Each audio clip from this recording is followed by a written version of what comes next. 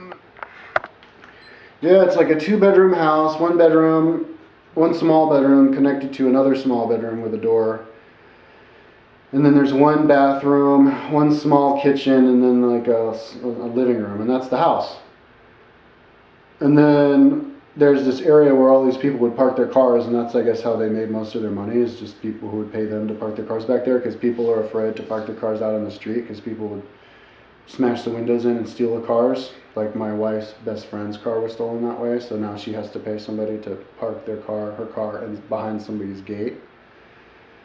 And so they had this area back there, but they couldn't park many cars though, because along the whole side for like 100 feet at least, it was just a pile of just crap, like 8-10 foot high pile of crap.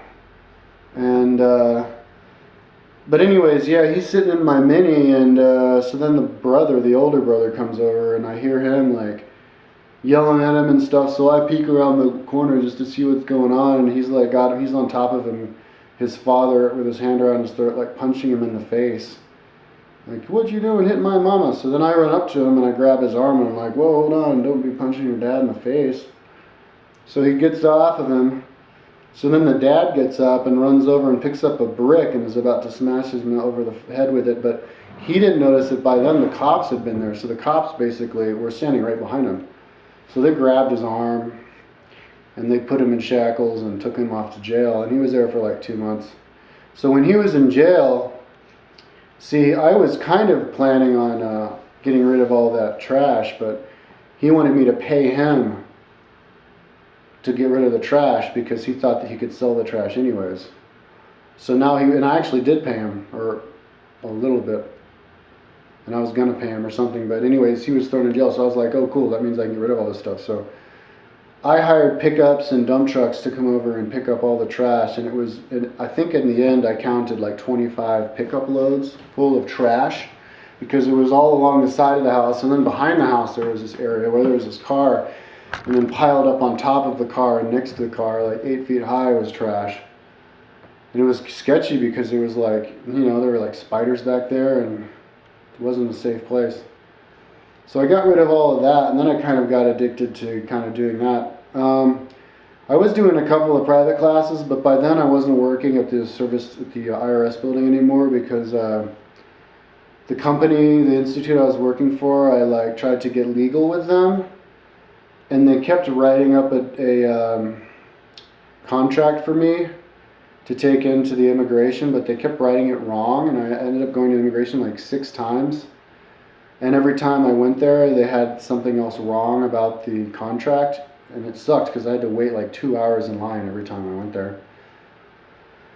And then they finally just fired me. So I guess what they really wanted to do was just not hire me legally, and they just couldn't tell me that. So, when they realized I wasn't going to give up on that, they just took my classes away. So then I was kind of only working for myself and having money problems.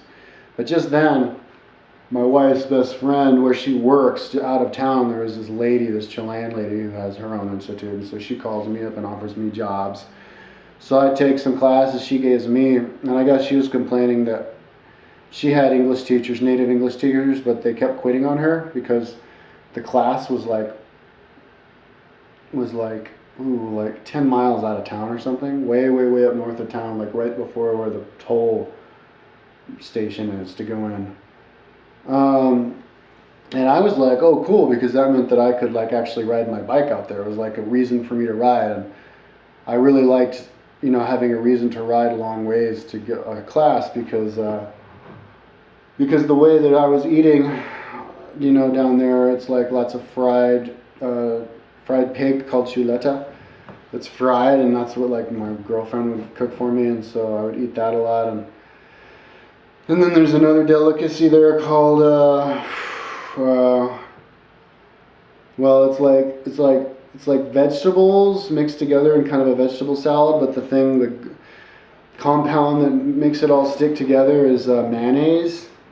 So you're eating lots of mayonnaise, and there's even this other thing that she makes that's like a hollowed out tomato filled with mayonnaise mixed with tuna, but it's mostly mayonnaise, man. And like, yeah, really bad diet, dude. Like, I remember that was funny. I was at my house once, and my wife gives one to her son, and my friend was there, and he's going, "Oh, I bet you he's just gonna eat the mayonnaise and not even eat the tomato." And that, sure enough, he did that. He scoops all the mayonnaise out, eats it, and then leaves the tomato.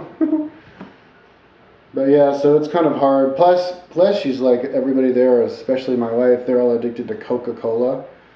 So I was drinking that too. So I was like developing this really big belly. Like if I pinched my belly, it'd be like 2.5 to 3 inches thick of just fat. You know, and I'd flex my stomach and I'd see like a little bit of rivets, and I'd be like, okay, and I'd like pull my stomach down. Okay, I guess I still have kind of a six pack. But I was starting to get fat. So anything like reason to ride my bike. I guess since now I'm on the subject, I'll talk about Chilean food. Chilean food is the worst food anywhere I've ever been because it's not healthy because of those two dishes I said. But then they have this other dish called caldo de pollo or something. And what that is it's a bowl of like boiled water. And inside of that, you have a chicken leg or a chicken breast. But it's totally like just a chicken breast, no seasoning, thrown in there boiled, with the flesh like coming off of the bones, so it's kind of like you're eating a dead animal. And then they have a corn cob thrown in there. And then like a couple of vegetables in the bottom. So if you eat it, you have to wait like 20 minutes because it's all boiling hot, and you can't eat the corn with fork and knife, so you have to wait till that cools down, then you eat that with your mouth. And then you can't eat the broth because it's just salt water with no side seasonings. And then there's like the chicken that you eat. So that's one. And then there's this other thing called chuleta. Called churrasco, which is a really thin slice of beef, but it's like roadkill beef. The problem with like cows from Argentina are good. They have good meat in Argentina because the cows eat really well, lots of grass, and they all live on flat plains. Most of Argentina is perfectly flat plains, like Australia. And actually, come to think of it, that's one Argentinian told me that's why one of the reasons they had money problems is because there was floods. We were taking a train through going into Buenos Aires, and he's like, look, floods, and it was just like floods so deep that the cars were like, all the wheels, all the way up to the tops of the wheel wells were filled with water, and I guess that meant that the cows couldn't eat as much meat, so they couldn't export as many cows, and that's why they had their problem, couldn't pay off their loans. But anyways, they have good meat. But in Chile, all of their cows are like on these big ranges up on the sides of mountains, you know, running up and down mountains. So they're all like buff, like a marathon runner. And then I guess I've heard from people who know meat that they don't know how to cut their meat either. They'll just chop the meat off and then just use whatever slab of meat or something. But anyways, and then they don't refrigerate it right. But like, yeah, you get this stuff called churrasco, and it's just this thin slice of beef that smells bad. It even smells like it's rotten. And if you take a bite of it, even if you like saw with your teeth and you squeeze the bread, you can't separate it from the rest of it. It pulls the whole thing out. So then you have to like pull it and tear it free from your mouth. It's like you're a wolf or something. And then by then the bread has totally crumbled into nothing. So then you just have to finish it off with your hands or a fork and knife. And so that's like why when I was in Santiago, every time I went out to eat, I just went to McDonald's. Because the other thing is, they overcharge for churrasco. They charge more for just one churrasco sandwich than for a whole McDonald's meal. And then you have to wait like 20 minutes to get it because they never have the oven on. They have to turn the oven on, get the oven heated before they can throw their churrasco in to cook it and stuff. So it's just way better to just go to McDonald's.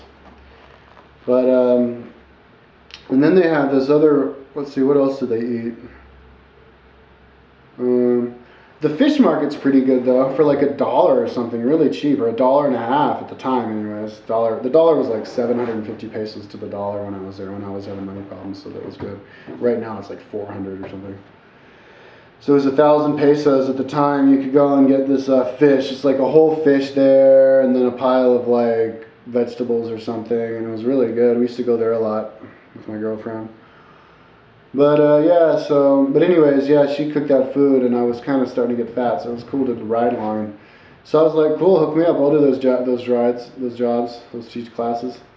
And it usually took me like 45 minutes, once I got stronger to get out there. And there was like, it was like on a frontage road along the highway, so, oh, I'm out of time.